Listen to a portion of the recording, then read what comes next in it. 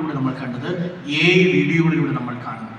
അതിന് ഇന്നിപ്പോൾ ഏറ്റവും സജ്ജമായത് ആരാണ് എന്ന ചോദ്യമാണ് അടുത്ത തെരഞ്ഞെടുപ്പിന്റെ ഔട്ട്കം പോലും നിശ്ചയിക്കാൻ പോകുന്നത്. ഇതിന്റെ കാരണം എന്തെന്ന് വെച്ചാൽ, രസകരമായ സോഷ്യൽ മീഡിയയിൽ ഞാൻ എഴുതി കണ്ടു. നിങ്ങൾ ഫോൺ എല്ലാ വീടുകളിലും എത്തിച്ചു, ഇന്റർനെറ്റ് എല്ലാ വീട്ടിലും എത്തിച്ചു. പക്ഷേ ഇന്റർനെറ്റിലൂടെ നിങ്ങൾ കൈമാറ്റം ചെയ്യപ്പെടുന്നവയുടെ ഉള്ളടക്കത്തിൽ നിങ്ങൾക്ക് എന്ത് ചെയ്യാൻ സാധിച്ചു എന്നൊരു പ്രധാനപ്പെട്ട പ്രശ്നമുണ്ട്. നിങ്ങൾ കൊടുത്ത ഫോണിലെ ഇന്റർനെറ്റ് കണ്ടിട്ടാണ് ഈ പറയുന്ന പാരഡി പാട്ട് കേട്ട് ഈ പറയുന്ന വ്യാജ നിർമ്മിതമായ ആശയങ്ങൾ അവരുടെ വീടുകളിലെ ഉള്ളടക്കമായി മാറുന്നത്. ആ ഉള്ളടക്കത്തെ നിയന്ത്രിക്കാനും സ്വാധീനിക്കാനും പറ്റുമോ എന്നുള്ളതാണ് ചോദ്യം. And I strongly believe this state assembly election is going to be a severe fight, a war on information. അതാണ് ഞാൻ പ്രൊപ്പഗാൻഡ എന്ന കാര്യം പറഞ്ഞു. ഒരു യുദ്ധം ഉണ്ടാക്കാൻ പ്രചരണ വേലയ്ക്ക് പറ്റുമെങ്കിൽ ഒരു തെരഞ്ഞെടുപ്പ് ജയിക്കാനും പറ്റും. എറണാകുളം കോർപ്പറേഷൻ പരാജയപ്പെടേണ്ട ഒരു കാര്യവുമില്ല എന്ന് വിശ്വസിക്കുന്നതാണ് ഞാൻ. വാക്യം കേട്ടു. How did it fail? എങ്ങനെയാണ് ഒരു നരേഷൻ ഉണ്ടായി വരുന്നത്? എങ്ങനെയാണ് ആഖ്യാനം ഉണ്ടായി വരുന്നത്? എങ്ങനെയാണ് പിണറായി വിജയൻ സംഘപരിവാറിന്റെ ഏജന്റാണ് എന്ന വസ്തുതാവിരുദ്ധമായ ആശയം ഉണ്ടാവുന്നത്? എവിടെയാണ് അതിനെ ചെറുക്കാൻ ഇടത് സോഷ്യൽ മീഡിയയ്ക്ക് കഴിയാതെ പോകുന്നത്? കഴിഞ്ഞ നിയമസഭാ തെരഞ്ഞെടുപ്പിനെ വിജയിപ്പിച്ചത് ടെലിവിഷൻ മാധ്യമങ്ങളും കൂടിയാണ്, അല്ലെന്ന് പറയാൻ പറ്റില്ല നിങ്ങൾക്ക്.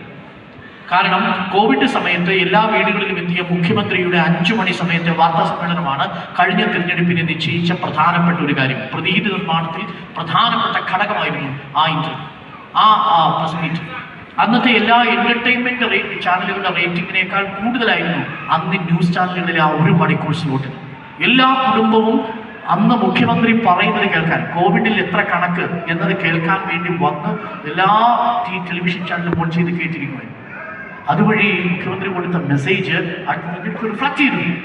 അതിനെ നഡ്ജിങ് എന്ന് പറയും. അത് സ്റ്റേറ്റ് കിറ്റുകൾ എത്തിക്കുന്നത് മാത്രമല്ല, കരുതലുള്ള സ്റ്റേറ്റ് ആണ് എന്ന് തോന്നലുണ്ടാക്കി. തിരിച്ചിപ്പോൾ വരുന്ന നെഗറ്റീവ് എന്താണെന്ന് നിങ്ങൾ ആലോചിച്ചാൽ മതി. ആ ഉള്ളടക്കം രാഷ്ട്രീയമായ വിധിയെഴുത്തിന്റെ കാരണമായി മാറി. നിങ്ങൾ നല്ല സ്റ്റേറ്റ് ആണെങ്കിലും ആ നല്ല സ്റ്റേറ്റ് എന്ന പ്രതീതി നിങ്ങൾ നടത്താത്തിടത്തോളം കാലം, അത് നിങ്ങളുടെ ഉള്ളടക്കമായി മാറാത്തിടത്തോളം കാലം പരാജയപ്പെടാനുള്ള സാധ്യത കൂടുതലാണ്. ഇക്കാലത്ത് ഗാന്ധി ജീവിച്ചിരുന്നെങ്കിൽ ആദ്യം തോൽക്കുന്നയാളുടെ പേര് ഗാന്ധി എന്നാകുമായിരുന്നു. കാര്യം ഗാന്ധിക്ക് അസത്യപ്രചരണം നടത്താൻ കഴിയുമായിരുന്നില്ല എന്നതാണ്. ഗാന്ധി പറയുന്നൊരു കാര്യമുണ്ട്, എനിക്ക് ദേഷ്യമുള്ളപ്പോൾ ഞാൻ എഴുതില്ല, എനിക്ക് വിദ്വേഷത്തോടു കൂടി ഒരാളുടെ പകയുള്ള സമയത്ത് ഞാൻ എഴുതില്ല, ഞാൻ ലാഭം ഉണ്ടാക്കാനായി എഴുതില്ല എന്ന് ഗാന്ധി പറയുന്നത്. ആ ഗാന്ധിയാണ് യഥാർത്ഥത്തിൽ ഇന്ന് തോറ്റുപോകുന്നയാൾ എന്നുള്ളതാണ്. ഈ സത്യാനന്തര കാലത്ത് ഈ നവമാധ്യമങ്ങൾ ഉപയോഗിച്ചുകൊണ്ടുള്ള ഈ തെരഞ്ഞെടുപ്പിന്റെ കാലത്ത്. So I believe next election will be fought on information and misinformation. നിങ്ങൾ കരുതലോടെ ഇരിക്കുക. നിങ്ങൾക്ക് ചെയ്യാൻ കഴിയുന്നത് നിങ്ങൾ ചെയ്യുക. That's all. Thank you.